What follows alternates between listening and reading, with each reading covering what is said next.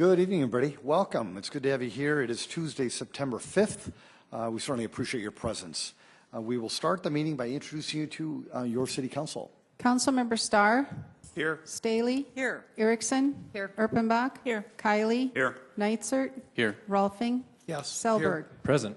Thank you. In the city of Sioux Falls, we start our city council meetings with an invocation. And for the very first time, we have Pastor Bob Rudabush, who is here with Sioux Falls First United Methodist Church here in Sioux Falls. Pastor Bob, welcome. Good to have you here. Thank you. What we'd ask is that you stand for Pastor Bob's invocation, and then please remain standing for our Pledge of Allegiance. Pastor Bob, welcome. Thank you. Are you charged? First of all, just in honor of Labor Day, I want to thank all of the employees of Sioux Falls for working on our behalf. It's often you hear not all the great thank yous, but on Labor Day and offering your labor to the city, we appreciate that. So thank you for that. I just wanted to read from Romans chapter 12. Do not be conformed to this world, but transformed by the renewing of your minds, so that you may discern what is the will of God, what is good and acceptable and perfect. The word that came to me and has come to me often, and hopefully can be helpful to all of us, is the word discern or discernment. It's a decision-making process that honors the place of our faith in God and God's direction in our lives. It's an interior search that begins by aligning our own will with the guidance of God in order to learn what God is calling us to do. Every choice we make, no matter how small, is an opportunity to align ourselves with God's will. And Joe Paparaki has shared these kind of ways to think about how do we do that. Talk to someone you respect and kind of bounce your ideas and thoughts off with someone you respect. Find solitude. And oftentimes in our busy world we don't do that, but to find solitude and allow God to speak to you. Start with what you know. Lay out the facts and then kind of open yourself to hearing others' thoughts and opinions. And sometimes tell God what you desire and what you fear. And lastly, sometimes just wait. And then there comes a moment where you prayerfully commit and realize that hopefully I've been aligning myself in a way of discernment to make inspired choices in my life and for our city. So let us pray. God, we thank you for the power of discernment, that we do not walk in this world by ourselves and alone, but that we work together as a community to discern your guidance and your will. So we ask your blessing upon our mayor and all our council members, as well as all the employees of our city, that we may truly seek your guidance and your direction, that we may discern and make those gifted choices that you would have us do. So bless us this night. Amen. Amen. I pledge allegiance to the flag of the United States of America and to the republic for which it stands, one nation, under God, indivisible, with liberty and justice for all. Oh, it's great to see you. Thank you, sir.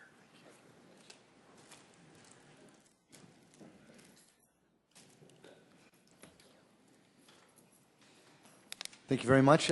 Council will now move to our consent agenda. Any motions, changes, discussion? Move to approve. Thank you, Councilor Erpenbach. Thank you. And then Councilor Chair Kylie, thank you for seconding it. A roll call vote, please. Councilmember Starr.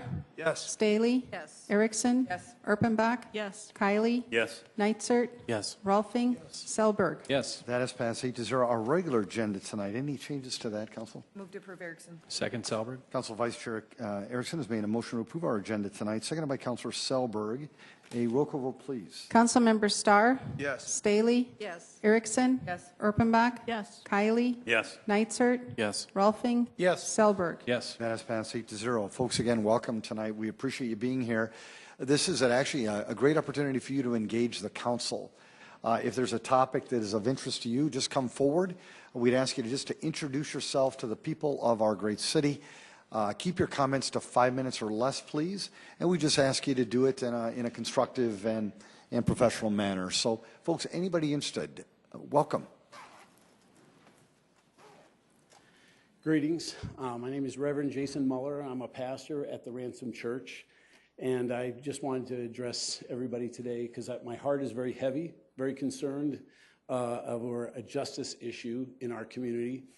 Last week, we as a city changed the rules at 12th in Minnesota, and I believe 10th in Minnesota, if I don't want to be mistaken in what I'm saying, that now we're allowed to make a right hand on red as long as no pedestrians are present. I feel like I have some unique knowledge about this because I'm an avid bicyclist and ride around in the community all the time. And I just know from what I see personally that our community, though we care about people, we don't always abide by the traffic signs. And then when we lower the bar and say that we can make right hand on red turns as long as we don't see a pedestrian, it's really very easy to say, I didn't see that pedestrian, and then we're now calling an ambulance. It hurt when, 2003? An Argus employee died at that corner, and it hurt to know that we're now lowering the bar and making it easier for drivers to say, oh, I didn't see them. You might say, well, why are you here, Jason? Why does this really matter? And the truth is, it matters because I believe in justice. And I believe that we have to stand up for those people in this community who wouldn't know to come here and stand before all of you and say, this isn't right. We need to do everything we can do in this community to protect our transitional folks. Doesn't matter if they're an employee at the Argus or they work in that neighborhood. Let's be honest. Sometimes they're just out walking around and they're not looking for cars. They're hurting. So I'm here to say I would like us to reconsider or do whatever it takes and whatever I need to do on my part to ask the city to reconsider putting it back to the way it was, that there would be no right-hand turns at those corners because we know people will be safer. And the truth is, nobody's life is worth 22 seconds. Thank you so much. Reverend Jason, thank you. Folks, did anybody else want to engage the council? Welcome.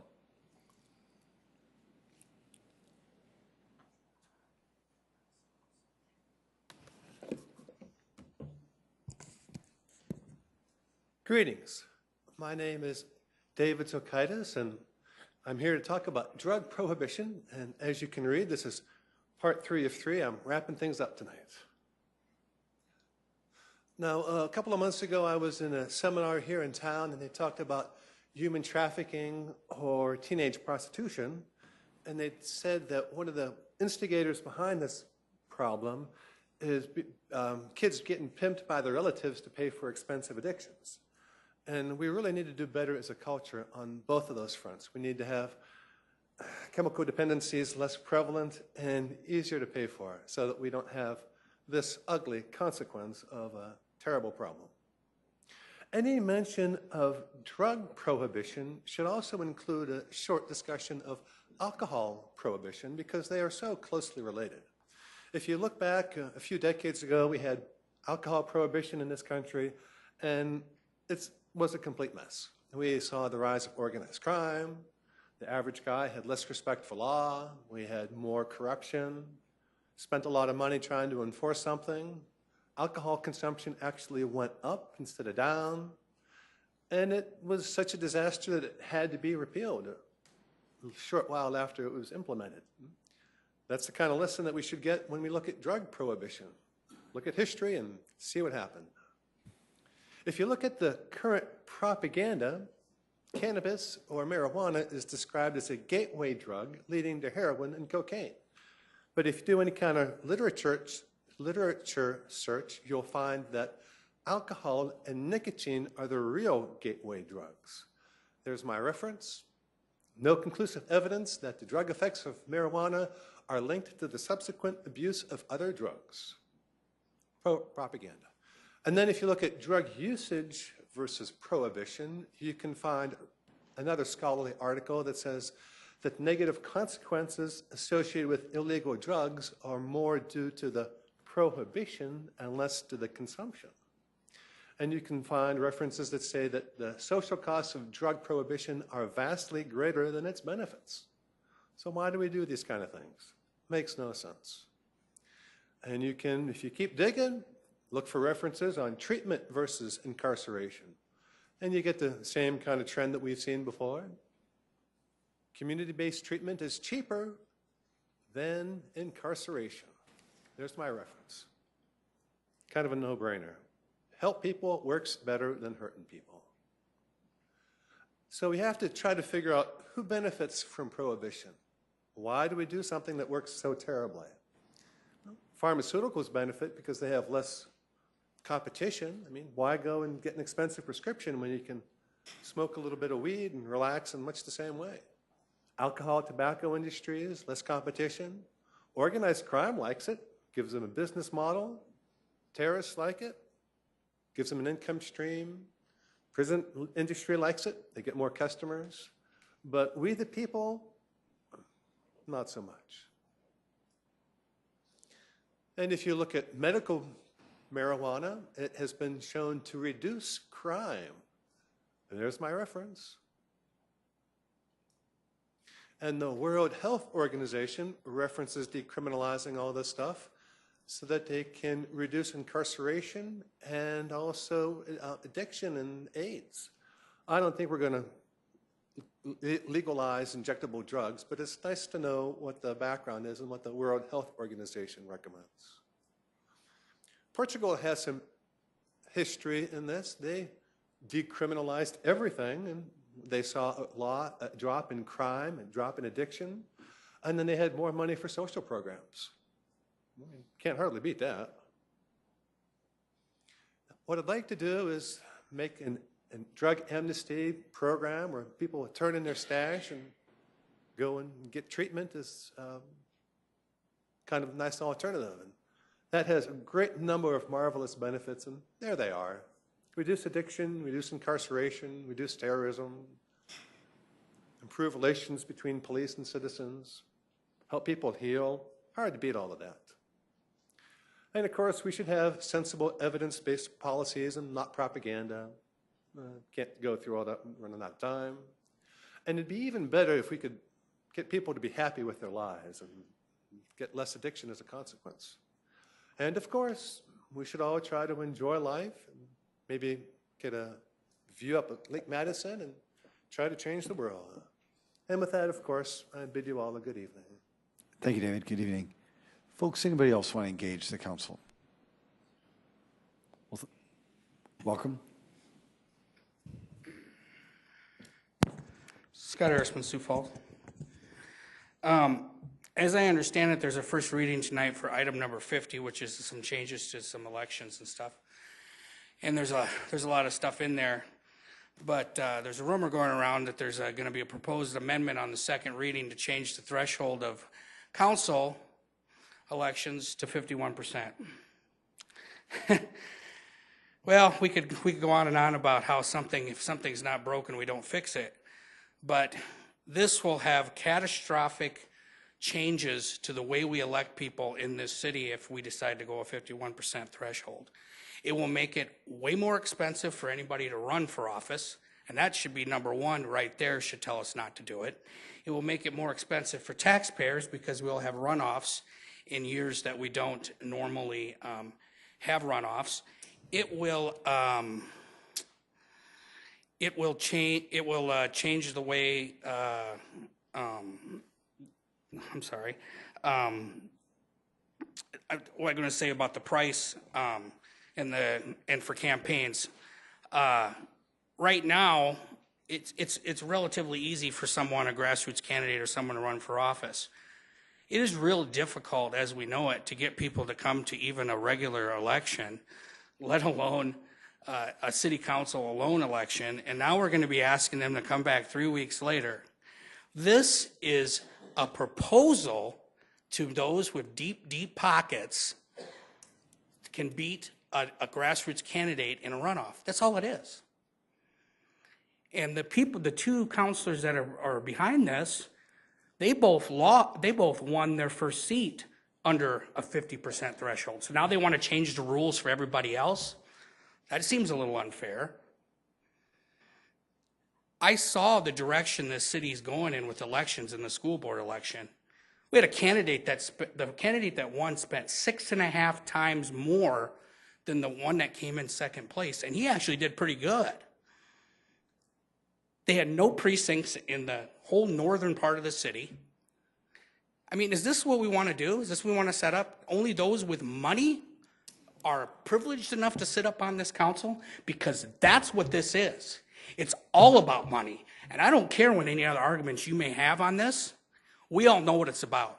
It's about those with deep pockets can win in a runoff election because they'll have the money to do it. That's it.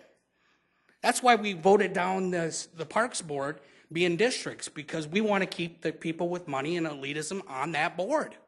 We don't want the grassroots people getting in city government. We don't want them there. I hope that the rest of the council has enough brains to understand what this is about and votes this down. Thanks, Scott. Is it my 5 minutes? I don't think so. No, just stay professional, please. I am being professional, and it's not my 5 minutes yet. Just stay professional, Scott. Okay, I got another topic. Thank you. This will be short. I know that the Arc of Dreams is going to be going up next summer, and there's been lots of announcements about it. It's been built, it's been redesigned, it's been done, it's been built. They've raised $1 million to do it. You know, I'm not here to tell rich people how to spend their money. I will say this, though. I have seen no permitting for this. Doesn't it seem a little strange that a bunch of rich people would put $1 million towards a project, hire an artist to build it, and we haven't seen one single permit? Even if it's going on private property, you have to have a planning permit. And it's going across the river, which means the Corps of Engineers would have to. Now, if there has been some kind of permit signed or permission, that should be public knowledge and a public record. So I'd really like to see that. Thank you. Thank you, Scott. Appreciate it. Folks, anybody else want to engage the council? Welcome. For the record, George Hahn, lifelong resident of Sioux Falls.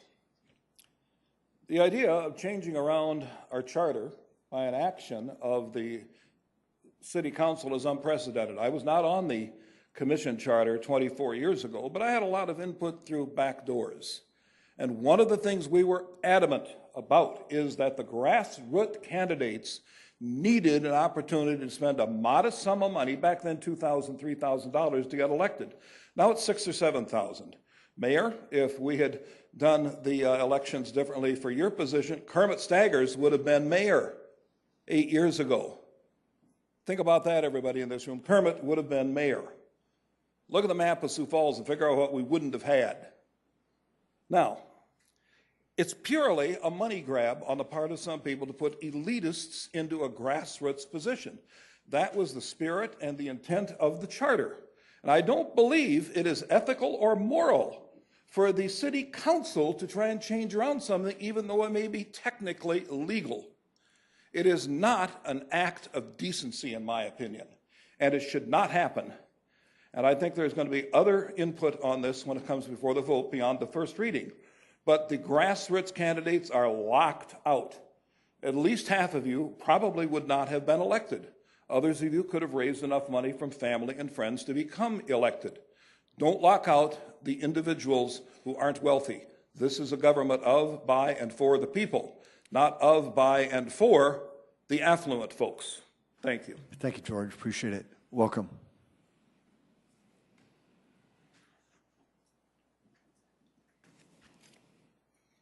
Bruce Danielson, Sioux Falls. We have two items tonight that are up for first readings. This appears to be a way to stop the average citizens from being part of the system. And we have to ask why. With only 3 of you sitting up here who actually won your races outright, we have to go and look at what we're looking at in this situation. As George was just saying, without trying to repeat what he said, and he did a great job laying it all out. We're a bunch of individuals. A lot of us don't have a lot, and I know some of you up on here don't have a lot. Didn't have a lot when you started. You still don't have a lot when it comes down to it. There's people who ran in the election this last time who seem to be upset that they got beat by somebody who didn't have to spend as much. None of this makes sense. We have item 50 is going to take away the ability of average citizens from being part of the system. And you call it cleanup language. Yeah, clean it up. Clean it up so none of us can ever be part of this body. That's what the cleanup is all about. And that's exactly what's going on here. Because when some of you up here, only 3 of you, as I said, actually won a majority in your elections. And now you're going to take away the right of the rest of us from being able to be part of it. I don't have any intention of running, but I sure will help a lot of people try and win. Item 60 is a really strange situation. Why are we taking away a position? We've already taken Deborah Owens' position as city clerk and turned it into 3 positions. In other words, we were paying about $75,000 a year, and now we're paying about $250,000 a year for the same work by having 3 people up there.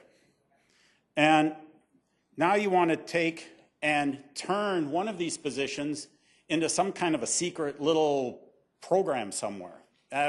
We don't understand why we have to move this position from the fiscal committee, where we actually can watch this person work, and move it into the operations committee, where we won't ever see this person work. You know, I like the individual, but by the same token, what difference does this make? None of these committees that you people are on actually have a set agenda. So what difference does it make if he's on this committee or this, answers to this committee? It's secret government, a plan for the Sioux Falls future. I mean, that's what this is really coming down to. And just to sum up, because I've got just a moment, in all of our elections that we as American citizens vote on, especially here in Sioux Falls, we look at the mayor is the only election that we vote on that is a majority election when it comes down to it. No president, senator, representative, legislative, and even all of these council seats are pluralities. It works fine. Why don't we make the mayoral office a plurality and just make it so that, first election, winner takes all. If it's over 34%, go for it. Thank you. Thank you, Bruce. Folks, anybody else? Welcome. Sierra Bruce, Sioux Falls. So I want to make this clear as I'm standing here, because I said I wasn't going to discuss this until we have a new mayor election. Chief Burns has been putting off these body cameras for 3 years. I've seen emails, and I have emails of his excuses since 2014 from different council members. So I asked the council to discuss it and put it to a vote and make them get these body cameras. I have told y'all, if we have a police officer that shoots a citizen and we can justify it, like the Tut Hill incident, and we can't verify it, we're going to have a protest and a riot right here in Sioux Falls. I haven't been wrong yet on the crime. So either we get the body cameras, or if something happens, we don't have justification of it, and then we have a riot. Then we have millions of dollars that we have to sit in damages of this city. I do not like Chief Burns. I think he should be out of office. I think that the city needs to vote for their own chief of police. Garrett, keep your comments in general fashion. It is general fashion. Right. I think that if we cannot come up with an agreement for the body cameras, change the charter, and let your citizens vote for the chief of police and fire chief. And the mayor, I understand that you're upset with me, but look in 2015 what just happened with Minnehaha County and the city in a lawsuit that's on a traffic stop. 2015, it just happened here. If we had those body cameras on those officers, we wouldn't be in a civil litigation, would we, in 2015? It's been on the papers. So that's an incident right there with Minnehaha County Sheriff on that traffic stop, on that illegal arrest, and the Sioux Falls PD. That's just one incident. Now look at the Tut Hill incident, and look at my incident last year. If it wouldn't be for those cameras, it would have been my word against 6 officers' word. So we have a broken up system. So if it's broken, we need to fix it, Mayor. I know you don't want to talk about this issue, but it is an issue. And if we have a police officer that takes too much force on these streets, you can guarantee there's going to be a riot and a protest, and looting's going to happen here. I cannot stress it enough. So I would like a council member or 2 or 3 to put it as a vote and get it voted on and make him get these body cameras. Thank you. Folks, did anybody else want to engage the council? Thank you. Item 37. Item 37 is a conditional use permit appeal 7047-2017, 3300 East 18th Street, Lot 4B and Lot 512, Block 9, Hilltop Heights Addition, City of Sioux Falls. The request for the conditional use permit was for an electronic message sign in a residential zoning district, approved at the August 2nd, 2017 Planning Commission meeting, 5 yes, 2 no, with the condition the electronic message center sign must be turned off between the hours of 10 p.m. and 6 a.m. Jason Bieber representing Planning and Building Services. This is an application by Will Brizica with Pride Neon Signs. The owners of the property is the Grace Lutheran Church. It's located just west of Cleveland Elementary on 18th Street, just west of South Bonson Avenue. It's about 0.82 acres in size. The purpose of this specific conditional use is Grace Lutheran Church is looking at constructing a 5x8 freestanding sign adjacent to 18th Street for a total of 40 square feet. And they're also looking at, as a total of those 40 square feet, a portion of it 1 feet 7 inch by 8 feet 1 inch as an electronic message center, which is roughly 15.3 square feet. This is kind of a map showing some other locations of places of worship located within residential districts. We have them all over town. Most of the churches are located within residential districts.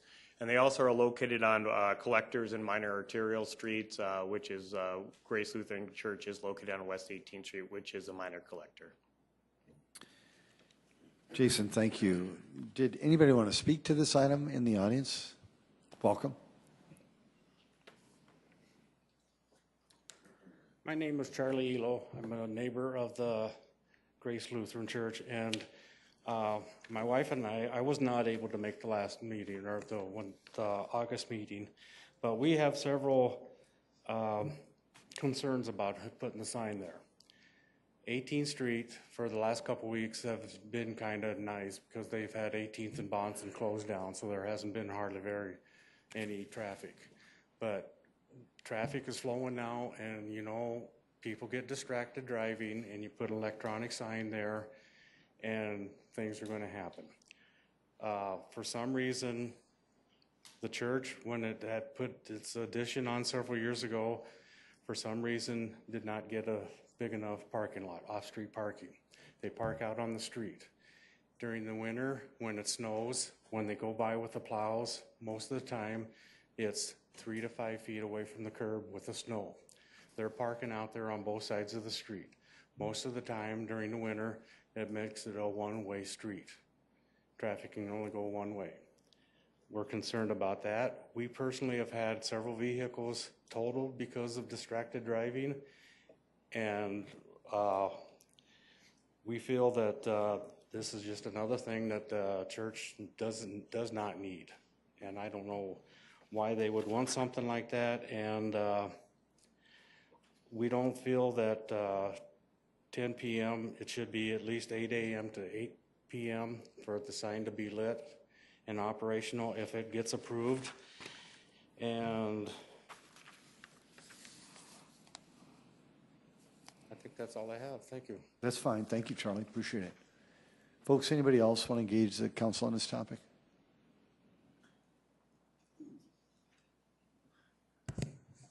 I'm David Sokaitis, and I like to talk about stuff once in a while. Driving around town, I see these electronic signs popping up everywhere. They're getting more popular, and you know, they're good for advertising. But on the downside, they can make driving more difficult because they're distracting and so good for advertising. If we're going to allow electronic signs in town, I think there should be a limit on how frequently they can change. Some of them change every second or half a second or even a third of a second, and that's distracting. You don't want to be watching TV on a billboard when you're trying to drive down the road. Limits on the rate of change, I think, would be beneficial to the city overall, while still allowing for fancy advertising. Thank you, David. Welcome.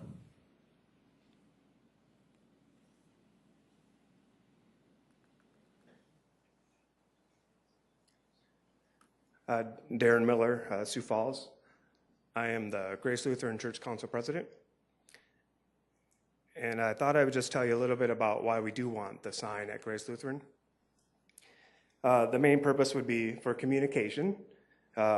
We would want to use the sign to invite people to worship and also to partake in all of the programming and activities that we have at Grace. We have a sign in place right now that's been there for many years. We feel it's ineffective. It's made out of stone and it's hard to read, so really it's not offering up any communication. We are very aware that we are a neighborhood church in a residential neighborhood.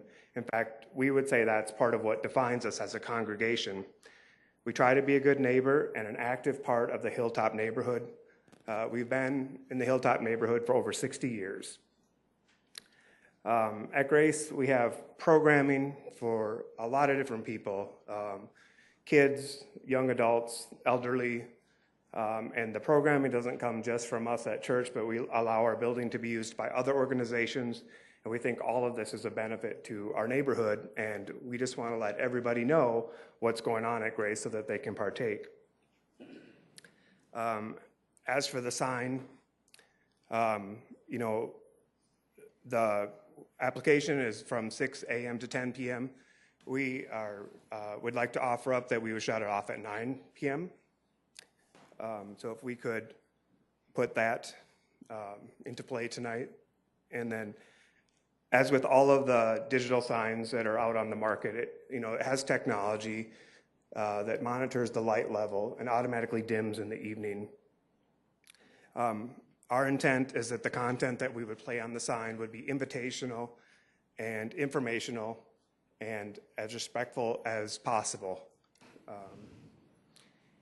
And I guess I would just reiterate that, we think we have a lot of good things going on at Grace with activities and programming, and we just really want to get the word out, and we think that all of those types of things keep neighborhoods like the Hilltop neighborhood active and vital and vigorous, and that's our intent. Okay.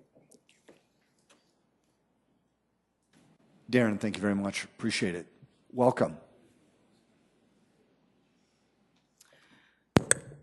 My name is Siri Sorensen. I'm the pastor of Grace Lutheran Church. We did have a meeting for our neighbors regarding this sign, and 2 people did attend. And they did ask, why did we want the sign? And as Darren said, we would like to have this sign to be informational and invitational. And we do want people to know about everything that we do at Grace Lutheran and invite people to be a part of it. And you can be a part of anything at Grace Lutheran, whether you are a member there or not. We are not a members-only club. As Darren said, Grace Lutheran has been a part of the Hilltop neighborhood for 62 years, and actually it was developed as part of the neighborhood. As the neighborhood was planned and developed, W.G. Tabbert gave the land for the church. Tabbert Construction, who built most of the houses right there on the top of the hill, also built the first unit of the church, and in fact, they gave $10,000 towards the $56,000 project, so not quite 20% of the funding came from Tabbert. And so from the beginning of the neighborhood, Grace Lutheran has been there. And if you know much about Hilltop, the top of the hill is 18th and Bonson, and we're 2 blocks off it. And on top of the hill is St. Lambert's Catholic Church, Cleveland Elementary, Grace Lutheran Church, and then just a block off is Hilltop United Methodist, and that's kind of the center of the neighborhood. And so as the neighborhood itself was developed, those the churches and the schools, St. Lambert's also has a school, were there in the middle to be a part of the neighborhood, to be accessible to people in the neighborhood. And so Grace has seen itself as a neighborhood church. And so our members do range in age from infants. We had 2 babies born last week, to a 100-year-old member who will be 101 in December. So we do have programming and for all ages. We are a multi-generational church, and we are a village. We really see ourselves as that village that raises people to be good citizens. So we have family events. youth activities, children's activities, programs for elders. We have a parish nurse on staff and offer health care, including such things as a foot care clinic, blood pressure and blood sugar checks. She has a resource library of how to find services in the city, especially if you have an elderly family member. She can hook you up with somebody who can provide what they need to stay in their homes as long as possible. We provide space for 2 scout troops, a Lego league. We offer continuing ed. We're the space for continuing ed for the Avera McKinnon trauma nurses. So if you go to an emergency room to an Avera hospital, your nurse was probably certified at Grace Lutheran Church. We have one of the longest continuous meeting Al-Anon groups in the city. And so, we offer drive-up prayer. That's something we started. If you want a prayer to start your day and a cup of coffee on Wednesdays, come by the church.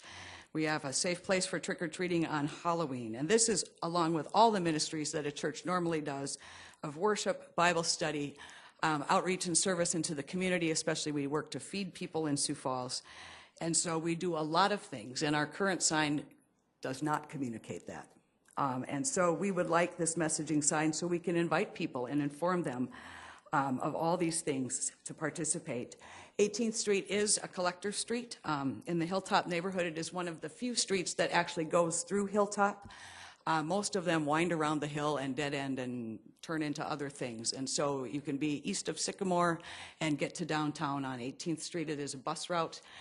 We do have school traffic. And so that's the street where people come and go through the neighborhood. And so we think it's an effective place and a way to communicate all that we are doing. And people today communicate electronically. And so we'd like to reach out through current means of communication. And there are studies that shows that electric messaging is something that sticks with people. There's a Nielsen survey from 2015 and some other supporting surveys that show that phenomenal percentage between it's like 60 to 80% of people remember that they saw an electronic message. The sign will go off at night, and it does adjust, as Darren said, to the surrounding light so that it dims in the evening and is not just this shining beacon there. It doesn't face the houses. It is perpendicular to the street. Great things are happening at Grace Lutheran Church that benefit our community, and we are really a village that raises children, celebrates people's joys, supports people in times of need, and we empower people to serve. The third phrase of our mission statement is that we will develop leaders, and we will develop particularly servant leaders, so people who will serve others, love their neighbors, do things to build the community in a positive way. And so that's what we're all about, and we just want to let people know what we're about and to be able to participate. So I encourage you to approve this conditional use permit, so that we might inform and invite others to be a part of the community. And I do thank you for your time, for your attention, and your own service to our community. Thank you. Pastor Grace, thank you. Folks, anybody else want to discuss this item? Council? Yes, Councilor Neitzer. I'm going to make a motion to approve with the condition as recommended by the Planning Commission that the electronic message center sign must be turned off between the hours of 10 p.m. and 6 a.m. And I'll second that. It's been a motion to approve this item with the conditions as outlined by Councilor Neitzer, seconded by Councilor Rolfing. Any discussion on this item? Councilor Staley? Jason, were any neighbors across the street from this, did they ever come forth and say anything? I've usually we hear from people if there's going to be an adverse affliction on people, but no one's ever reached out to me. We had 2 neighbors to the south that had come to the Planning Commission meeting. And then I believe the third neighbor is I'm not sure where she's located, but she is the one that appealed it. So we heard from 3 neighbors. And how often does a sign change? Are there regulations about how quickly the message? Yep, we have regulations in the zoning ordinance, not specific on seconds or anything like that, but there's regulations that prohibit scrolling, flashing, blinking, and a couple of other things. So it's got to be a static image, and then it can go to the next image. It can't blink and scroll across. So how long would it be static for? Or how long before it switches? Is it like every 10 seconds or? I would say that would probably be on what the church wanted, I guess. Sometimes they go a little faster than others depending on how many words are on there. I would say it'd be 5 or 10 seconds to be able for a citizen to drive by there and actually read what's on there before it flashes to something else. Have you ever mandated that they turn a sign off at 8 o'clock? We have, not to my knowledge, I know we've had some conditions placed on some signage at some of the Harrisburg schools for 10 o'clock, I believe, is what the conditions were on that. I can't remember one at 8 o'clock, but.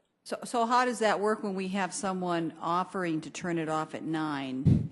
And so that's just going to be their suggestion here, that they turn it off at 9 and we're... If you approve the conditional use with the stipulation of the Planning Commission to go off at 10, then it would be required to go off at 10. If they decide to turn it off at 9, then they can turn it off at 9.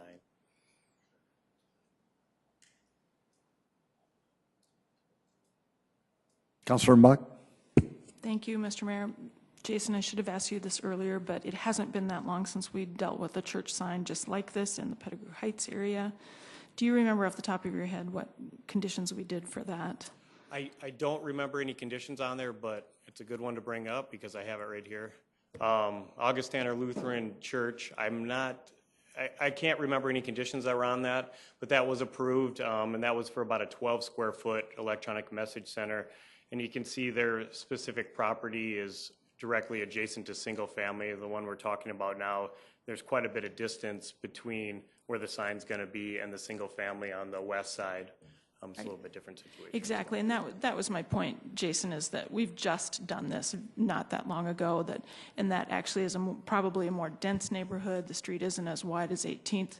I think that not knowing exactly, and again, I should have done my homework more quickly, but not knowing exactly, I would think that we'd match the conditions that we put on that particular sign, and perhaps Councilor Neitzert knows what they are. Councilor Neitzert? Yeah, I actually have the minutes from that meeting right in front of me. Of course you do. I had those too, Councilor. Okay, great. There was 7 conditions. The sign should be monument style. It has to be turned off between 10 and 6 a.m. No more than 12 square feet per side of the sign face. That was the size of the sign that they proposed. It had to be perpendicular to Prairie Avenue, so it wasn't facing directly at the houses across the street. No use of animation. Change its message every 6 seconds.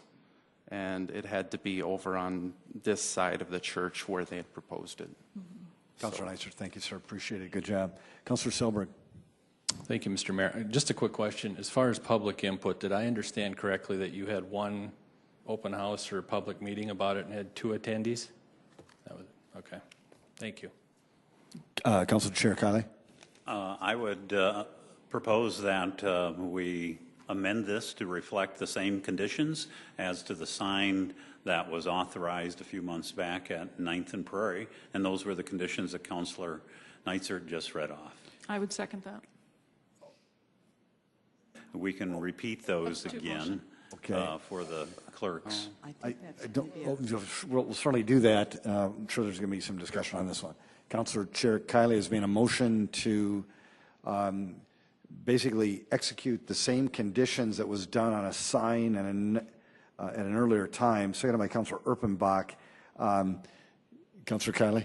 And at that time, I had asked that we amend it so that we did retain some consistency with other signs throughout the city. And I think it's important that as we continue to move forward, because we're likely to see more, that we adopt, whether it's official policy or not, that we try to maintain some consistency throughout the city. Thank you. Councilor Vice Chair Erickson. Tell me the size of this sign again. Yeah, that was one thing I wanted to get at. If you do adopt those conditions, they would have to shrink this sign to 12 square feet, and they are proposing 15.3 square feet. Thank you. And I appreciate the amendment. My thing is that neighborhoods look differently all over the city, and that we need to be real careful of doing a one-size-fits-all. I don't think that the petitioner came into this maybe with that in mind. I'm a little bit uncomfortable with this. I appreciate the timeline. I know that there are standards. I believe there's somebody here from the sign company that there are regulations and signs that you can't have animation already. You can't do all these things that already are deemed a distraction. Face it. I know some people think that the digital signs are a distraction, but they're perfectly legal, and we as a body can't just say, oh, sorry, you can't do this already. I just think that we need to be real careful about the one-size-fits-all with the signs, shrinking the sign, doing that. I'm just a little uncomfortable just kind of throwing that out there. But I do appreciate comparing the two. Councilor Nysert. Just keep in mind that if you were to just do what the other one had, this number 7, the sign shall be located on the east side of the church abutting North Prairie Avenue. So that's problematic. True. Any comments? Yeah, I just wanted to say some of the same things that Christine said. I think these are all individual situations. I think as long as we as a group keep the standards in our minds, that we're not going to put one up there that's has a 1,400 square feet reader board. I think we, in a neighborhood like this, because this neighborhood at Augustana is completely different than the neighborhood at Grace, and I think it's more appropriate to have 15 square foot here than it is downtown, basically at Augustana. So I think we need to keep our options open and not standardize it so much that we can't get out of it if we need to later on. Councilor Buck. Well, I don't disagree, but you're saying two different things. I'm hearing you say we need to be specific for each neighborhood, but I'm also hearing you say we've got to keep all the same things in mind. And so I'm fine with withdrawing the second. If that helps, we can take that away. That's fine. But I think that the point here is we need a policy, and that this council needs to be in charge of that policy. And let's figure out what it is, but it cannot be so dramatically different from 18th Street to Prairie Avenue. I'm sorry, it can't be that dramatically different that it wouldn't be, that we couldn't just say almost one size fits all. I think that that's doable, and so that would be my suggestion to the group, but then I would withdraw my second on our substitute motion. Can I ask, can the seconder withdraw before the primary person withdraws? Council Chair Kiley. Well, to follow up, I do believe, now the 9th in Minnesota, because I drive by that almost every day on my way to work, and I know that's a particular, 9th and Prairie, thank you. That's a church that is relatively close to Prairie Avenue. And Grace Lutheran is in my old neighborhood. And so I believe that church is set back further off of 18th. I would have no problem with a size variation based on the distance from the street. I think probably the key aspects would be the 10 p.m. to 6 a.m., perpendicular to the street, monument style, and intervals no less than 6 seconds, because it's that time factor is what becomes a distraction for motorists. If it's less than 6 seconds, that's most likely going to catch the eye of the motorist and cause a distraction. So I would like to amend to those 4 items.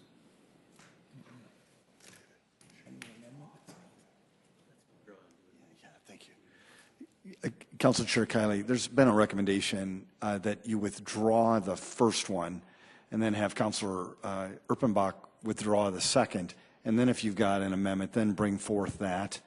I withdraw my earlier Thank you. amendment. And Councilor Erpenbach. Then I withdraw the second. Very good. Councilor Chair Kiley, any Now other I comments? propose that we amend the stipulations, the conditions, that it should be off between 10 p.m. and 6 a.m. It must remain perpendicular to the street of their choosing. Intervals no less than 6 seconds, and monument in style. Second.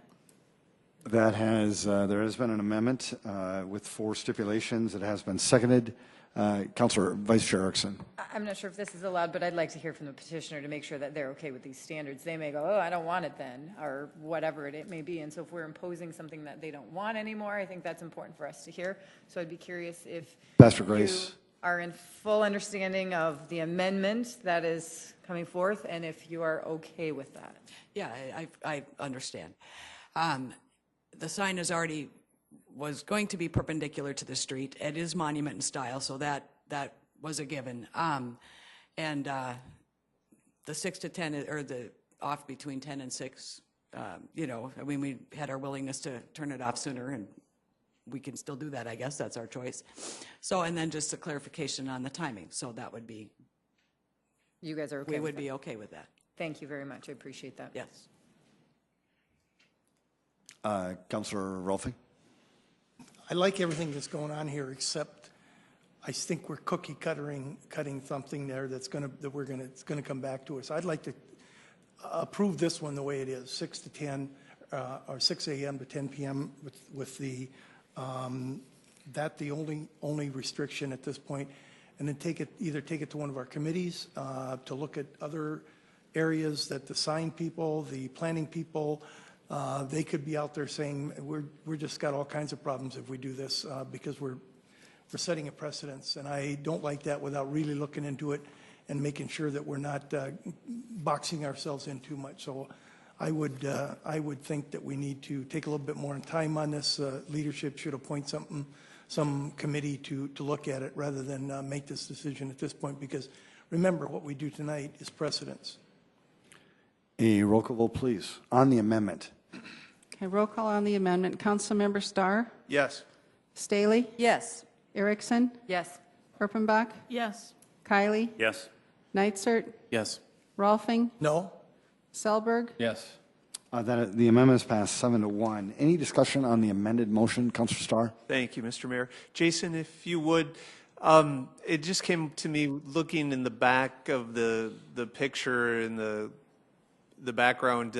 Cleveland Elementary has also a reader board sign. It's not electronic, but how does that follow into our sign ordinance? Obviously, it's got to match. Are you asking the reader board or? Yeah, I mean the difference between what we do. Do we have separate sign ordinances for reader boards versus electronic, and what would be the size on that corner too? Because it does. The size of signs is all regulated by your form that you're in, plus street frontage and things like that. The only thing that has an added stipulation on it is if you do an electronic message center in a residential zoning district, then you have to do a conditional use. Okay. So if this church or school was zoned office, say, or institutional, they could do the electronic message center without a conditional use. It's just when it's in that when it's in a residential zoning district that it kicks in that conditional use.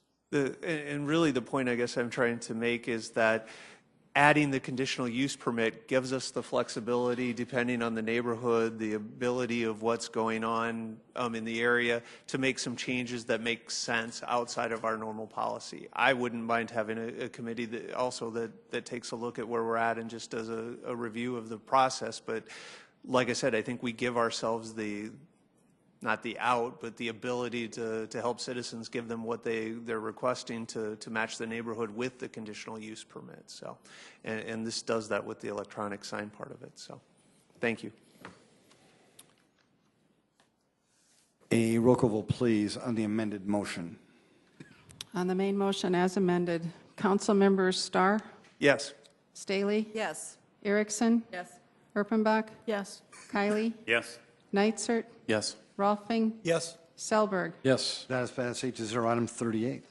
Item 38 is the new 2017 retail liquor license, including Sunday sales certificate for Ted J. Tom's, business name to be determined, 400 North Main Avenue, Suite 206, CUP not required, pending permit issuance and final inspections per Fire, Health, and Building Services. Item 39, request to include video lottery terminals with the new 2017 retail liquor license, including Sunday sales certificate for Ted J. Tom's, business name to be determined, 400 North Main Avenue, Suite 206, CUP not required, pending permit issuance and final inspections per Fire, Health, and Building Services. Item 40 is transfer of 2017 retail liquor license, including Sunday sales certificate and video lottery terminals, from Sue Erickson, Happy Jacks, Sioux Falls, for 1211 East Benson Road, to MG Oil Company, Happy Jacks, Sioux Falls, for 1211 East Benson Road. 41 is special one-day malt beverage and special one-day wine licenses for Catering America Incorporated, Chef Dominique's, to be operated at Vance Thompson Vision, 3101 West 57th Street, for an open house on September 11th, 2017. Item 42 is a special one-day malt beverage and special one-day wine licenses for Catering America Incorporated, Chef Dominique's, to be operated at 2011 Austin Drive for a United Way fundraiser on September 19th, 2017. Licensing, Jamie Palmer with licensing. Items 38 and 39 are for the same location. This is one of the 2 new licenses that was allowed based on the estimated population increase numbers released in 2016. It's a full liquor license with Sunday sales and video lottery terminals. The applicant is present tonight if you have questions for him. Item 40 is a transfer due to a change in ownership. The location will remain the same. And items 41 and 42 are special one-day requests that have met the state law requirements. Jamie, thank you. Council? Move to approve, Erickson. Second. Council Vice Chair Erickson made a motion to approve these items, seconded by Council Chair Kiley. Any roll call vote, please? Councilmember Starr? Yes. Staley? Yes. Erickson? Erpenbach? Yes. Kiley? Yes. Neitzert? Yes. Rolfing? Yes. Selberg? Yes. That is passed 8-0. Item 43. Item 43 is a second reading, an ordinance of the City of Sioux Falls, South Dakota, rezoning property located at 1600 West 51st Street from the unzoned and I-1 light industrial districts to the S1 general institutional and I-1 light industrial districts. Petition number 6596-2017, and amending the official zoning map of the City of Sioux Falls. Planning Commission recommends approval 7-0. This is an application, and the owner here is the City of Sioux Falls. This is the old Ice and Rec Center. It is located at 1600 West 51st Street. It's roughly 1.5 acres in size. The purpose of this application is we are looking at gifting 0.99 acres to the Glory House. The Glory House is going to purchase 0.21 acres, and then the right lot we will retain for future development for the City of Sioux Falls. Jason, thank you. Did anybody want to speak to this particular item? Council? Move approval, Rolfing. Second, Starr. Council Rolfing's made a motion to approve this item, seconded by Councilor Starr. If there's no discussion, a roll call vote, please. Councilmember Starr? Yes. Staley? Yes. Erickson? Yes. Erpenbach? Yes. Kiley? Yes. Neitzert? Yes. Rolfing? Yes. Selberg? Yes. That is passed 8-0. Item 44. Item 44 is a second reading, an ordinance of the City of Sioux Falls, South Dakota, rezoning property located at 426 West 7th Street from the RA1 Apartment Residential Low Density District to the RT1 Single Family Residential Traditional District, petition number 6980-2017, and amending the official zoning map of the City of Sioux Falls. The Planning Commission recommends approval 7-0. The applicant and owner here is Wayne Wagner with Affordable Housing Solutions. This is located just west of South Minnesota Avenue on 7th Street. It's roughly 0.09 acres in size. The purpose of this rezoning is they are looking at constructing a single-family residential home with an attached garage that will be accessed from the alley. Thank you, Jason. Did anybody want to speak to this item? Council? To approve, Erickson. Second, Erpenbach. Councilor Erickson's my motion to approve this item, seconded by Councilor Erpenbach. A roll call vote, please. Council members Starr? Yes. Staley? Yes. Erickson? Yes. Erpenbach? Yes. Kiley? Yes. Neitzert? Yes. Rolfing? Yes. Selberg? Yes. That is passed 8-0. Item 45. Item 45 is a second reading, an ordinance of the City of Sioux Falls, South Dakota, rezoning property located at 430 West 7th Street from the RA1 Apartment Residential Low Density District to the RT1 Single Family Residential Traditional District, petition number 6982-2017, and amending the official zoning map of the City of Sioux Falls. Planning Commission recommends approval 7-0. The applicant and owner here is also Wayne Wagner with Affordable Housing Solutions, located just west of the previous request. It's the same size as 0.09 acres, and they are looking at doing the same thing on this lot, constructing a single-family home with garage. Thank you, Jason. Did anybody want to speak about this item? Council? Move to approve, Erickson. Second, Selberg. Councilor Erickson's been a motion to approve this item, seconded by Councilor Selberg. A roll call vote, please. Councilmember Starr? Yes. Staley? Yes. Erickson? Yes. Erpenbach? Yes. Kiley? Yes. Neitzert? Yes. Rolfing? Yes. Selberg? Yes. That is passed 8-0. Item 46. Item 46 is a second reading, an ordinance of the City of Sioux Falls, South Dakota, rezoning property located at the northwest corner of East 85th Street and South Cliff Avenue from the AG Agricultural District to the 2 Commercial, Neighborhood, and Streetcar District, petition number 6998, 2017, and amending the official zoning map of the City of Sioux Falls. The Planning Commission recommends approval 7-0. The applicant here is Eric Willardson. The owner is Robert Smithback. It's located at the northwest corner of 85th and South Cliff Avenue. It's roughly 9.43 acres in size. The purpose of this specific rezoning is they are looking at constructing a future commercial development that kind of ties into the existing or the proposed one to the north. Thank you, Jason. Did anybody want to speak to this item? Council? Move to approve Erickson. Second. Council Vice Chair Erickson has been a motion to approve this item, seconded by Council Chair Kiley. A roll call vote, please. Councilmember Starr? Yes. Staley? Yes. Erickson? Yes. Erpenbach? Yes. Kylie? Yes. Nitzert? Yes. Rolfing? Yes. Selberg? Yes. With that, has passed 8-0. Item 47. Item 47 is a second reading, an ordinance of the City of Sioux Falls, South Dakota, rezoning property located east of South Sycamore Avenue and north of East 41st Street from the RA2 Apartment Residential Moderate Density District to the RD1 Twin Home Duplex Residential Suburban O Office and C2 Commercial Neighborhood and Streetcar Districts, petition number 7071, 2017, and amending the official zoning map of the City of Sioux Falls. Planning Commission recommends approval 7-0. The applicant and owner here is Ronning Companies. It's located just east of the Casey's at the 41st and Sycamore intersection. It's 4.9 acres in size. The purpose of this rezoning is to construct a retail strip center adjacent to 41st Street, then have an office lot to the east, and then have some twin homes that will exist or that will access the existing private road to the north. Did anybody want to speak to this item in the audience? Welcome, sir.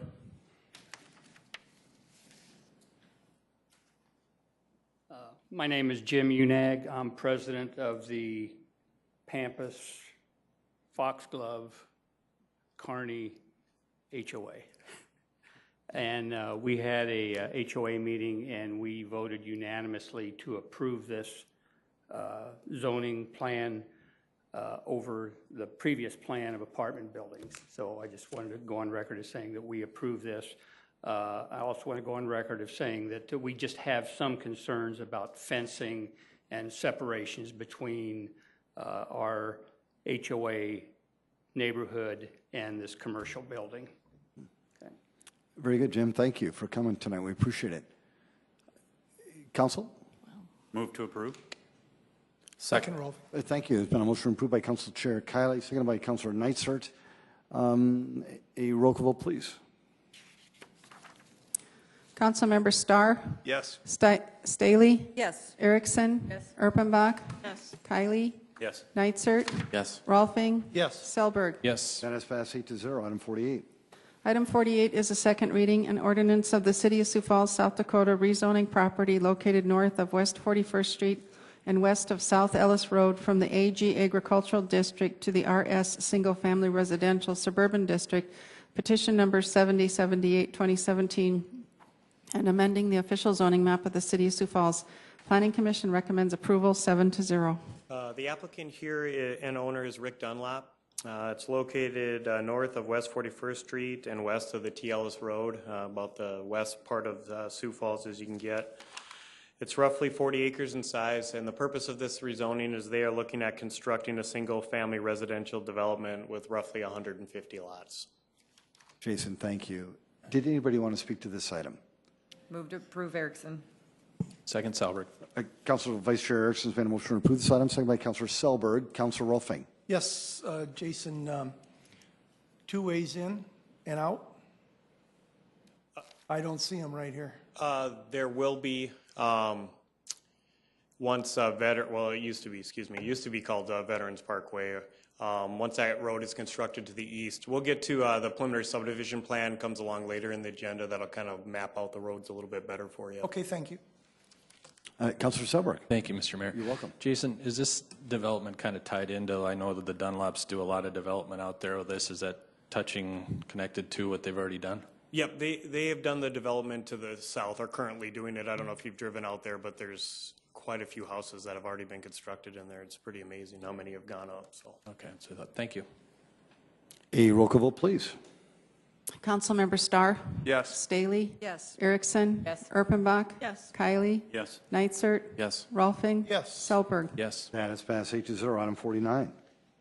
Item 49 is a second reading, an ordinance of the City of Sioux Falls, South Dakota rezoning property located at the northeast corner of West Benson Road and North Oklahoma Avenue from the O Office District to the RA1 Apartment Residential Low Density District, petition number 7080-2017, and amending the official zoning map of the City of Sioux Falls. Planning Commission recommends approval 7-0. The applicant here is Jeff Varvra. The owner is Max Wynn. It's located at Benson and North Oklahoma. This is just east of North Marion Road. It's 1.7 acres in size. The purpose of this is they are looking at constructing a 2-story, 8-unit townhome buildings with attached garages on this lot. They will be required to level a buffer yard along the north property line adjacent to the existing single-family homes to the north. Jason, thank you. Did anybody want to speak about this item? Councilors? Move to approve Erickson. Second. Council Vice Chair Erickson's made a motion to approve this item, seconded by Council Chair Kylie. A roll call vote, please. Councilmember Starr? Yes. Staley? Yes. Erickson? Yes. Erpenbach? Yes. Kylie? Yes. Nitzert? Yes. Rolfing? Yes. Selberg? Yes. That is passed 8-0. Item 50. Item 50 is to set a date of hearing and second reading for Tuesday, September 12, 2017 at 7 o'clock p.m. First reading, an ordinance of the City of Sioux Falls, South Dakota, amending Chapter 38 of the Code of Ordinances of the city pertaining to elections. Tom? Good evening, Mr. Mayor and City Council members. I'll run through this ordinance. I presented this on May 9th of this year. Basically, these are changes that are reflective of the changes that occurred in the last legislative session. Now, I will say, and I'll clearly identify those, there are 2 additions within this ordinance that I'm presenting tonight. I consider them somewhat minor, but I'll point them out to let you know that you have not seen them before. So in the preamble, again, a lot of this is cleanup language. We're adding a reference to the administrative rules, again, within the preamble. The next section, definitions, we're eliminating that entire section as it's written because that section is reflective, word for word, basically, of state definitions. And from my standpoint, it's a lot easier to have folks just reference the state law, the definitions in there, instead of looking at 2 different places and trying to figure out if there's actually a difference between them, which there's not. The next section that sees some changes, just excuse me while I scroll through, is the section about campaign finance disclosures. The first key point is within subparagraph B there.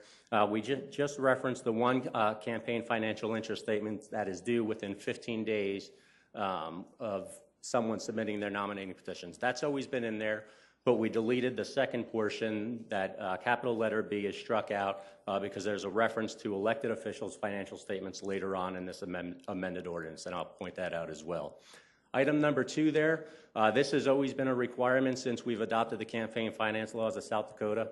However, I included this statement of organization, and this is one that I did not brief you on in May. I added the statement of organization within this entire section because it gives any candidate, and this is just my experience in talking with prospective candidates, it gives a candidate a full understanding of all basically the forms that are required within a city. It's kind of one-stop shopping for them and lets them know what's required. So this is an addition, but again, it's something that's been required previously.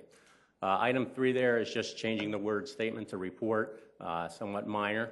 The next section here is something that I briefed in May. This is basically closing out unsuccessful ballot question committee reports.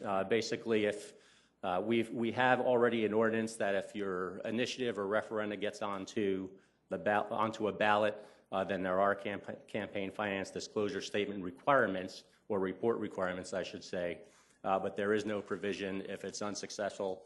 This just sort of closes out the record for folks on that path. The next section there is, again, something that was recently enacted. It's reflective of Codified Law 31A4. And basically what that says is elected officials still have a requirement to submit an elected official's statement of financial interest, but there's an additional requirement now for them, elected officials, to submit it on a yearly basis. That's what this reflects. If you'll recall, you all, for the most part, had a requirement. We had, and what this replaces in large part, is the requirement to submit yearly campaign finance disclosure forms. However, you'll recall that back in 2015, Before some of you were elected, there was a requirement to submit those forms every year, but we also put a requirement in to submit a termination statement at the conclusion of the election. So it doesn't really make sense to submit the campaign finance disclosure statement, but this requirement found in state law is again in line with state law. The next item there is something that I did not brief you on in May, but I took note of it later on after that, so I thought it was important to add. In state law, it does reference and gives somebody 7 days to submit any changes once they identify an error on any of their particular, on their campaign finance disclosures or really any report.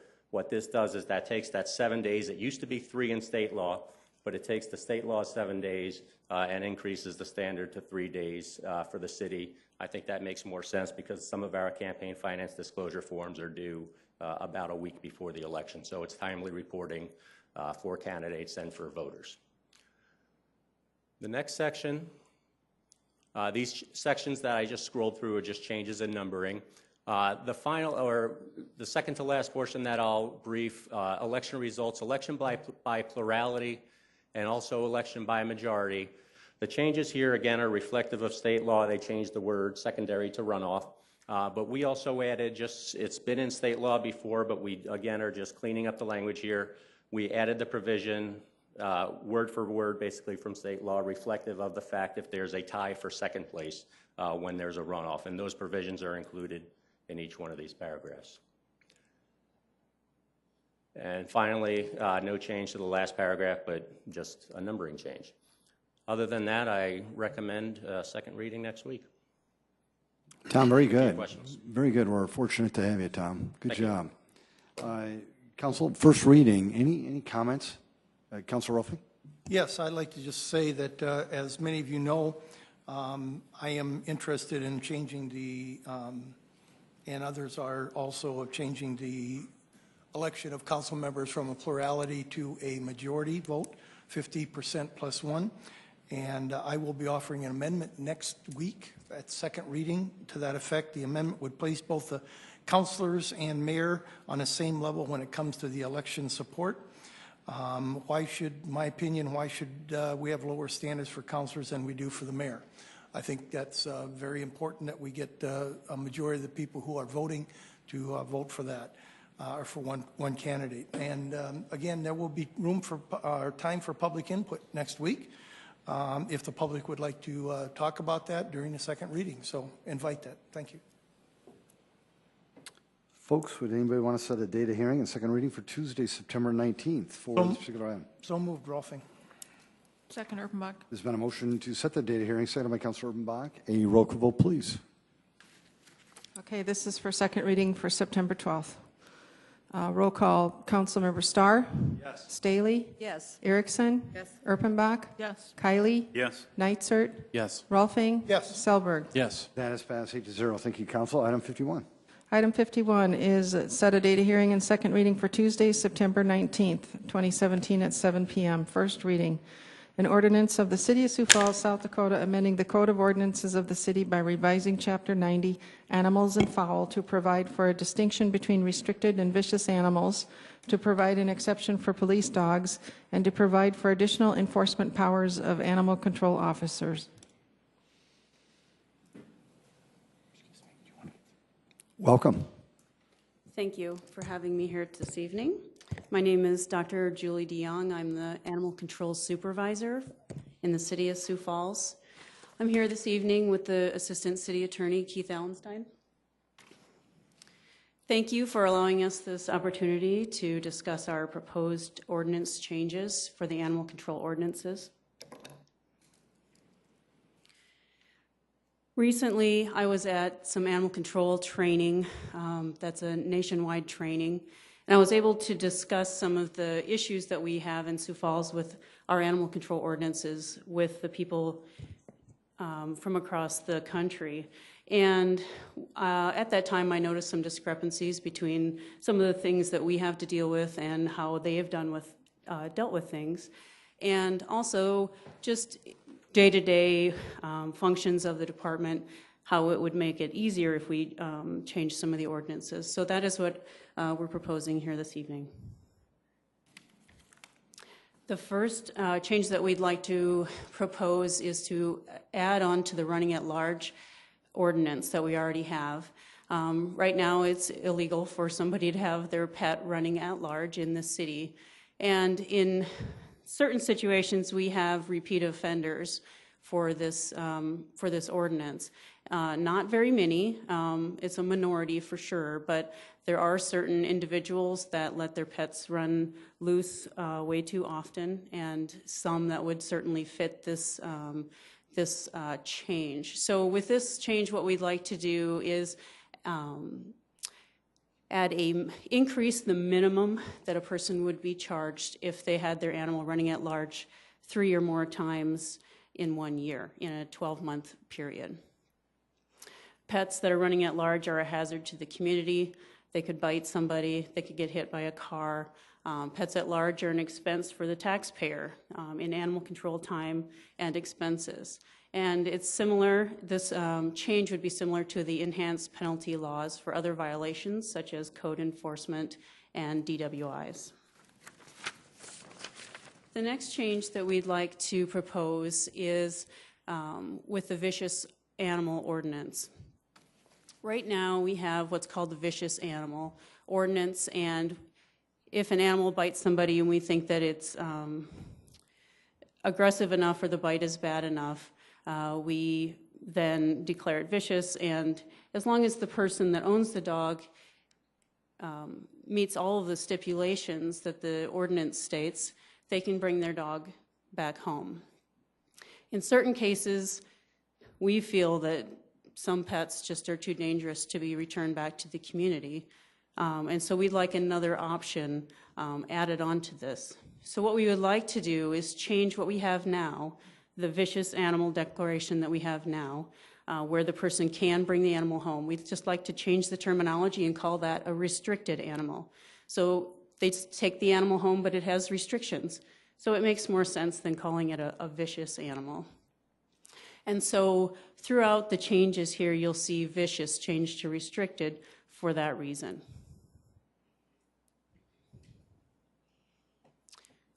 Another addition we'd like to put into this portion of the ordinance is to have an animal that has been previously declared by another jurisdiction, also giving us the ability to declare that animal vicious if the situation in which the dog, usually it's a dog, I'll say pets, but usually it's a dog that's declared vicious. The events that occurred that led up to that dog being declared vicious in another city, if those situations met our circumstances, then we would be able to declare that dog vicious in Sioux Falls also, without having to wait for that dog to attack or injure somebody else or somebody else's pet in the city before that happened. We have had several incidents in the last couple years where people have moved dogs that have been declared vicious in other areas into the city. And so this just helps us to deal with that before it becomes a dangerous situation. The next change would be to require people that have a restricted dog to have a certain sign that has a few more additions to it rather than just a beware of dog sign. A lot of people have beware of dog signs, and some people put up beware of dog signs just to scare people off. That's their security system. And they might not take them down if they move, that sort of thing. Also, beware of dog is written in English, and so it's not really reaching out to people that don't speak English or to children. So we would like to have a sign that, number one, lets people know that there are restrictions on the dog on this property, that what the restrictions are, who to call if they see the dog is not within following the restrictions. But it also has a picture that shows people that don't speak English, or it shows children that there's a dangerous situation. The next change would be adding in the vicious animal declaration. So in this situation, with the vicious animal, we would be declaring an animal vicious if it met certain criteria. The first is if the attack resulted in the death of a person or another animal. The second would be if the bite was so severe that it was a level 4 or higher on the Dunbar scale, which I'll discuss in a minute. If the animal had been previously declared vicious in another jurisdiction, which met our criteria, and this would not be, we wouldn't be able to declare an animal vicious if the person that was bit, the victim, was willfully trespassing, was teasing, tormenting, or abusing that animal when it was attacked.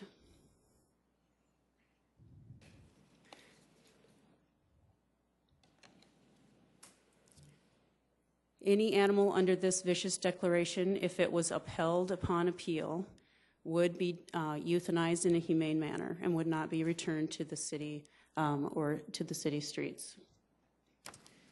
Any dog declared vicious would also be declared restricted, the lower category, for purposes of any administrative appeal, so that the people would only have to go through one appeal, and so would the city.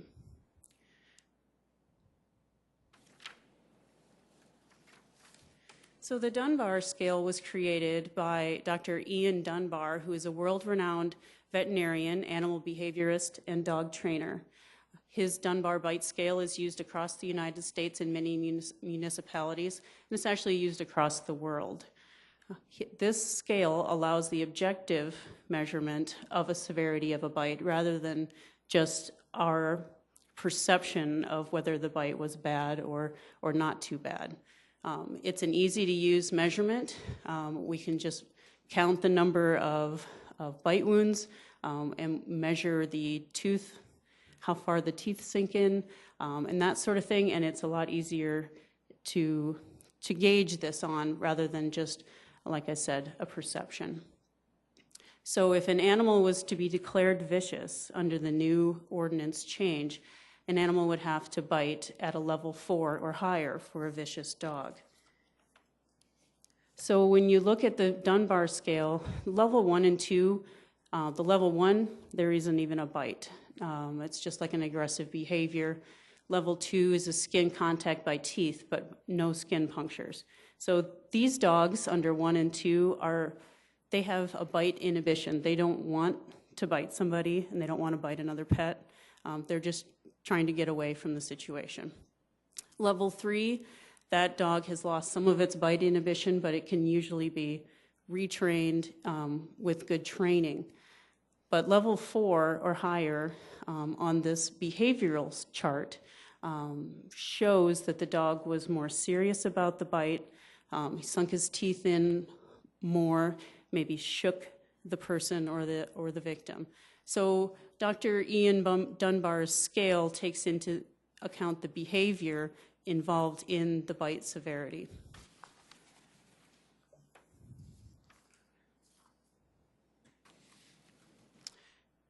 And then this section we would like to add in. It is already illegal for people to harbor or keep stray animals.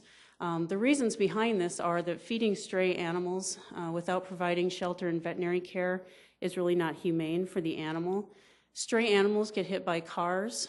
They're exposed to untreated diseases and injuries, which we see often in animal control.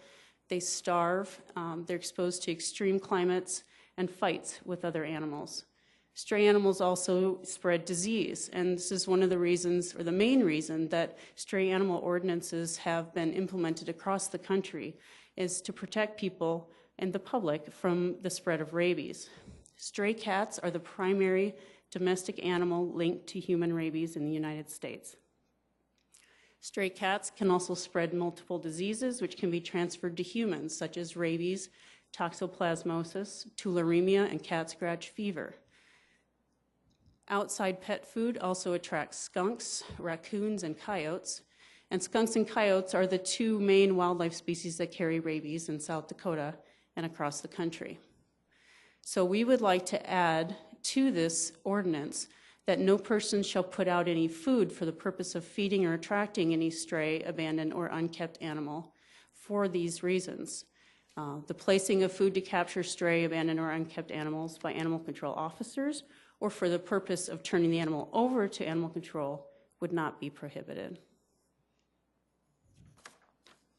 This next section is just because in our ordinances, we prevent people or prohibit people from owning native fur bears, bears, mountain lions, that kind of thing, but we don't allow the zoo to have any of these animals. So adding this last section in just allows them to be able to have the animals that they have on their property.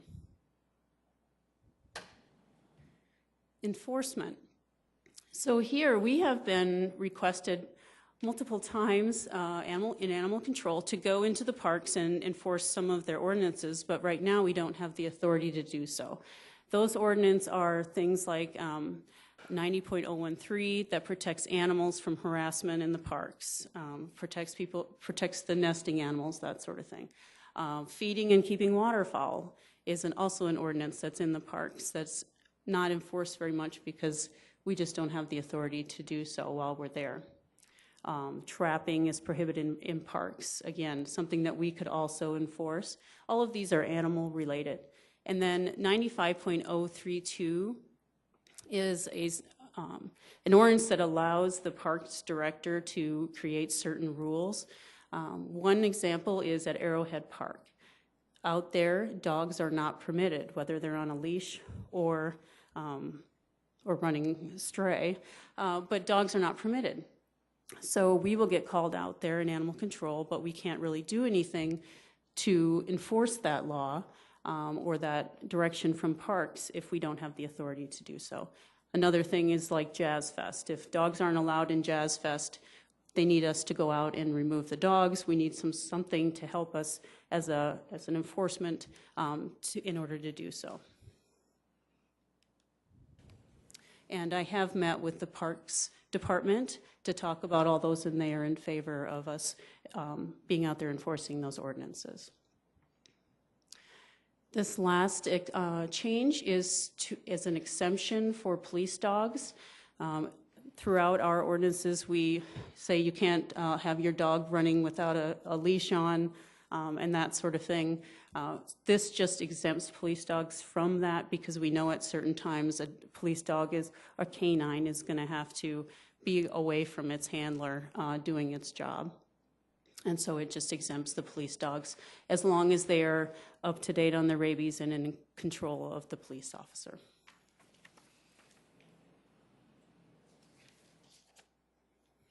Dr. DeYoung, thank you very much. Thank you. Council, first reading opportunity for you. Any questions, comments? Councilor Starr. Yes, thank you, Mr. Mayor. Welcome. Thank you, Dr. DeYoung. That was a great presentation, and it does show the importance of national trade organizations and conferences and the ability to confer with colleagues from around the country to get best practices. I really appreciate that. I think my question, though, is more towards Attorney Allenstein, if you don't mind. Under the running at large prohibited, not being a lawyer, but stayed at a Holiday Inn Express over the weekend, help me with shall at a minimum be double. Does that give the hearing officer some latitude towards more than double, or how? What's the intent here, or what we're trying to do? Thank you. Keith Allenstein, City Attorney's Office. These are actually handled in magistrate court by a judge as opposed to a hearing officer. What this would do, when a person receives a ticket right now, if they just receive a ticket, the officer has the ability to make it a court appearance required. Otherwise, they're required to put an amount on the ticket, and that amount is currently set at $95. That's whether your dog's been loose once, twice, 40 times. Right. Okay. So what this does is ups that minimal amount that the officer can put on the ticket, that a person can just take care of it without having to come before the court. It's what they call a waiver amount, and that would set that at double. Now, the judge, if the person chooses to appear in front of the court, the judge still has all the same penalties associated with this, and that's up to a $500 fine plus $60 in court costs. Technically, there's also jail time on any of our city ordinances too, but that's the purpose of this, is to up that minimum amount. So if a person wants to just come in and pay the ticket, not appear before the court, but they're a problem type of person, rather than requiring them to come into court, which is still an option, the officers can also just say, double the fine and at a minimum, then they can be done with it as well. Perfect, thank you. The one, no, I'm not going to do that. Never mind, I'm done. Thanks, Councilor Starr. Appreciate it. Keith, thank you as well, sir. Appreciate it. Council, would anybody want to set a date of hearing and second reading for Tuesday, September 19th for this item? Second, Neitzer. Councilor Rolfing has made that motion, seconded by Councilor Neitzer. Thank you both. A roll call vote, please. Councilmember Starr? Yes. Staley? Yes. Erickson? Yes. Erpenbach? Yes. Kylie? Yes. Neitzer? Yes. Rolfing? Yes. Selberg? Yes. Council, that is passed 8-0. Thank you. Item 52. Item 52 is to set a date of hearing and second reading for Tuesday, September 19th, 2017 at 7 p.m.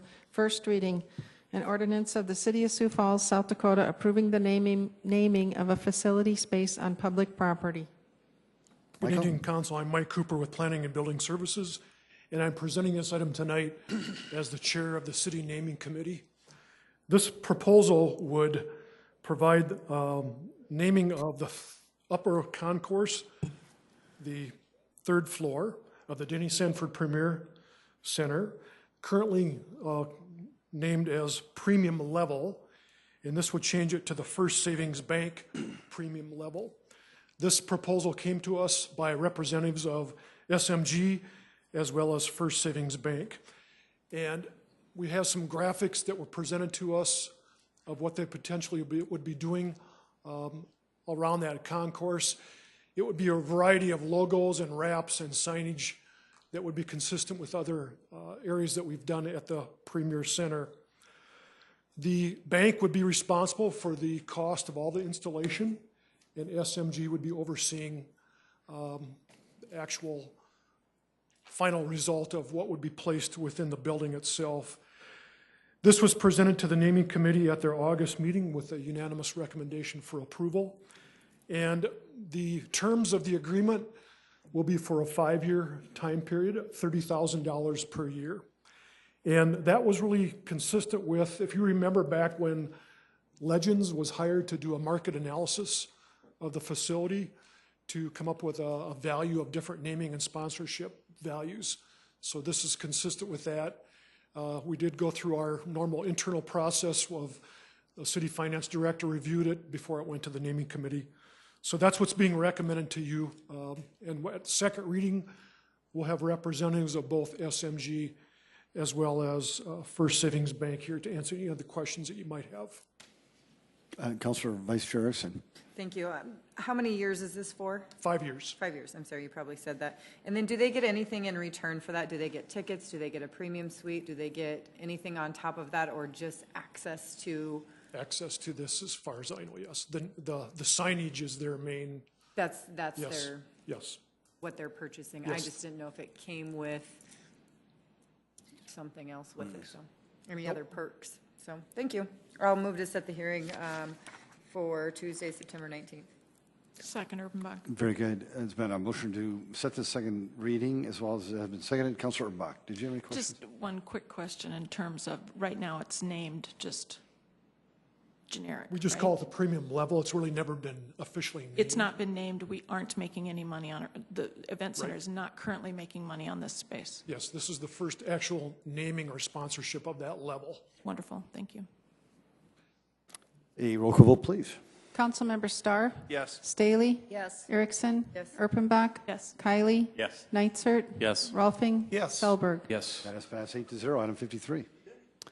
Item 53 is to set a date of hearing and second reading for Tuesday, September 26, 2017 at 6 p.m. for first reading. An ordinance of the City of Sioux Falls, South Dakota, amending the 2006 joint zoning regulations for Lincoln County and the City of Sioux Falls. The purpose of this first reading is to set the new joint jurisdiction boundary lines for the City of Sioux Falls and Lincoln County. Those boundary lines are shown in purple. The previous boundary lines are kind of the other lines shown in white and black, as you can see on the map here. These lines do correspond with the 2040 comprehensive plan that was adopted by the council in October of 2016. Jason, thank you. Council? Move to approve. Second. Thank you, councilors. Appreciate that. Roll call vote, please. Council members Starr, Yes. Staley, Yes. Erickson, Yes. Erpenbach, Yes. Kylie, Yes. Nitzert, Yes. Rolfing, Selberg, and that Yes. was to That set is it. passed 8-0. Item 54. Item 54, set a date of hearing and second reading for Tuesday, September 26, 2017 at 6 p.m. for first reading. An ordinance of the City of Sioux Falls, South Dakota, amending the comprehensive extraterritorial zoning regulations ordinance of the City of Sioux Falls. This is a similar application to the one we just heard. This is setting those boundary districts with Minnehaha County and the City of Sioux Falls. Set the date to Tuesday, 6 p.m., September 26th. Second, Rolfing. Thank you, councilors. If there's no discussion, roll call vote, please.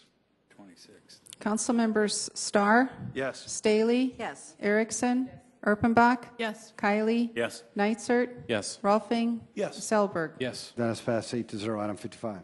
Item 55, a resolution of the City of Sioux Falls approving the preliminary plan of Sunseat Creek Addition. Planning Commission recommends approval 7-0. The applicant and owner here is Rick Dunlap. This is a preliminary subdivision plan that goes along with our rezoning that we heard earlier in the night. It's roughly 40 acres in size, and as we had indicated earlier, they are looking at constructing about 150 lots for single-family residential. You can see kind of on this plan there will be two connections to the subdivision to the south, one kind of in the middle there, and then one on the way east side. That would be the east side collector street that will run north and south from this property all the way down to 41st Street eventually. Jason, thank you. Folks, anybody want to speak to this particular item? Council? Move approval, Rolfing. Second, Selberg. Councilor Rolfing's made that motion, seconded by Councilor Selberg. A roll call vote, please. Council member Starr, Yes. Staley, Yes. Erickson, Yes. Erpenbach, Yes. Kylie, Yes. Nitzert, Yes. Rolfing, Yes. Selberg. Yes. That is passed 8-0. Item 56. Item 56, a resolution of the City of Sioux Falls approving the preliminary plan of KNWC addition. Planning Commission recommends approval 7-0. The applicant here is Paul Korn.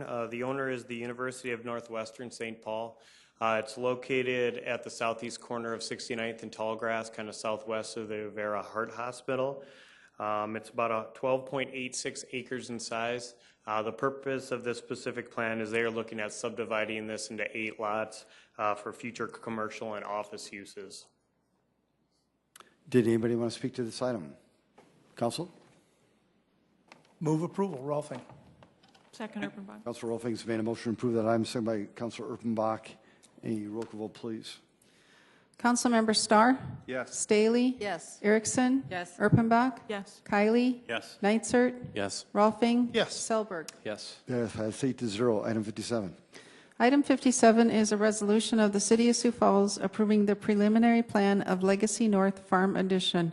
Planning Commission recommends approval 6-0. The applicant here is Eric Wildson. The owner is Legacy LLP. It's located there, as you can see, the southwest corner of Madison and I-29. It's roughly 104.4 acres in size. The purpose of this preliminary plan is to subdivide this 100 acres for 22 lots of commercial and industrial uses. Did anybody want to speak to this item in the audience? Council? Move approval, Rolfing. Second. Councilor Rolfing's made a motion to approve this resolution, seconded by Council Chair Kylie. A roll call vote, please. Councilmember Starr, Yes. Staley, Yes. Erickson, Yes. Erpenbach, Yes. Kylie, Yes. Nitzert, Yes. Rolfing, Yes. Selberg. Yes. That is passed 8-0. Item 58. Item 58 is a resolution declaring it necessary to levy and levying a special front foot assessment fee for street maintenance and repair. Galen, good evening. Good evening, Council, Mayor. My name is Galen Huber. I'm the Street Manager for Public Works. This resolution is required to be passed by the Council every year. This is to allow the assessment for the front foot assessment. Since 2009, we've charged $1 per front foot. Again, in 2018, we're only looking to charge $1 per front foot. This represents approximately 30% of my operation budget to do maintenance within the City of Sioux Falls. And so there's a vital part of how we get snow removed, streets swept, potholes filled, concrete fixed, all those things that you see my team doing out there. 30% of that comes from this assessment. Galen, thank you. Folks, did anybody want to speak to this item? Council? Yes, Councilor Neisert. If you have multiple frontages, are you charged for all of the front feet? No, you're not. You're only charged for one side. The one that you access? Yes. Okay. Yes. Very good. Move to approve, Neisert. Second, Erpenbach. Councilor Neisert's made a motion to approve this resolution, second by Councilor Erpenbach. A roll call vote, please. Councilmember Starr? Yes. Staley? Yes. Erickson? Yes. Erpenbach? Yes. Kylie? Yes. Neitzer? Yes. Rolfing? Yes. Selberg? Yes. That is passed 8-0. Item 59. Item 59, report of the August 31st, 2017 notice of transfer of appropriations with major organizational units. Item 60. Item 60, motion to reassign the City Council Budget Analyst position from the Fiscal Committee to the Operations Committee. Jim, good evening. Good evening. Jim David, Operations Manager for the City Council. The intent of this motion is just to create some consistency when it comes to City Council appointed staff. Currently, the City Clerk and the Operations Manager report to the Operations Committee. This would simply put the Budget Analysts under that umbrella. Happy answering your questions. Is there anybody in the audience who want to speak to this particular item? Council? I would move approval. Rolfing? Second, Erickson. Done a motion to approve this item by Councilor Rolfing, second by Councilor Vice Chair Erickson. Councilor Starr. Yes, we heard accusations earlier tonight, and I'm not sure, Jim, that you're the person to answer this, and maybe it's rhetorical, but I guess I'm interested in where does the Operations Committee meet, who can attend the meeting, and where are the minutes posted? Let's at least have a discussion of how this works and where the committee meets and who can attend. Jim, can you answer that? No. If I might, Mr. Mayor, Councilor Buck? could I address the item that's on the agenda first, and then if Operations Committee wants to talk about something other than what's on the agenda, that's great. But in terms of what's on the agenda, it is really just a human resources type move. This is not moving Dave Bixler into some secret box somewhere. Sorry, Dave, you're going to have to be out in the open like you always are. It is just in terms of things like proving PTO, sick time, his yearly evaluations, those sorts of things. It really, those of you that were on the council, I guess it's Rex and I from years ago, when we really built this new staffing system, it appeared at that time that it would make the most sense for the budget analyst to be sort of a separate entity unto himself when it came to his personnel issues. And it hasn't, his or her, but currently his, it hasn't turned out that way. It hasn't worked as well as we would like it to. That Operations Committee is already doing all of the human resources things, all of those personnel items, and so it just made more sense. And the committee had proposed that that it move out from. He still will essentially do, the staffing work for the fiscal committee, and in addition to the entire council. But in terms of just his personnel issues, he would report to the operations committee. Have I kind of put that into as the chair of fiscal committee? That's why I'm just kind of saying all these things for you. It's currently under the chair of the fiscal committee to do all of that, and we're just feeling like it might not be treated as consistently as it could be if it were managed by the same group of folks. And so that's really all this is. It's not any sort of nefarious anything. So it's just personnel stuff. Now, is there anyone who can answer Councilor Starr's questions? Jim? I'll attempt to answer that, Councilor Starr. The Operations Committee was started shortly before I had started. They meet typically to discuss, really it comes down to two items, a procedures manual. They meet kind of in a working session type format, and then the other items are simply those at our HR that Councilor Erpenbach had detailed. And so it's they meet probably quarterly. There's no minutes for the Operations Committee. They are notes, and then those notes are developed by staff. I do those, and then once completed, they go out to the full council for their feedback if they have any. So, but the notes aren't shared with the public. Correct. The time that the Operations Committee meets isn't publicized. Correct. The mayor or myself or other members of the council who are duly elected part of this group aren't allowed to attend because a quorum would be there. So if there was a concern or there were any issues that would come up with the budget analyst position, there's no place for the public to register those with the committee formally. And that's... And again, the committee would meet in, Finance Committee's always done it in those evaluations in an executive session, so I understand that as well. But as long as we're going to be honest and open here, this is a committee of the council that not all the council is allowed to attend, or the mayor isn't allowed to attend because he would push the number over to attendance. We can call it what we want, but the bottom line is this is a group that meets, that's an official body of the council that meets in private, that the citizens as well as elected members of the council can attend. That's my point. Thank you. A roll call vote, please. Councilmember Starr? No. Staley? No.